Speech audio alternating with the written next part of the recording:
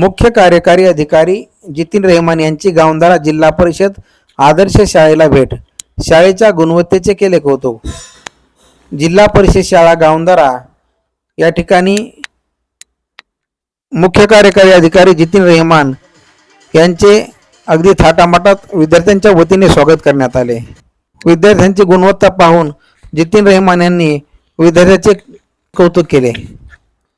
दिनांक 19/7/2026 वार रविवार रोजी जितीन रहमान यांनी जिल्हा परिषद शाळा गावंधारा या ठिकाणी भेट दिली व शाळेची पाहणी करून विद्यार्थ्यांची गुणवत्ता तपासली।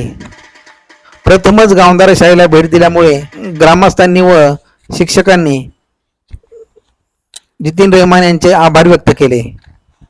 शाळेसाठी भरीव निधी देऊ असे मत यावेळी मुख्य कार्यकारी अधिकारी यांनी या कार्यक्रमामध्ये व्यक्त केले।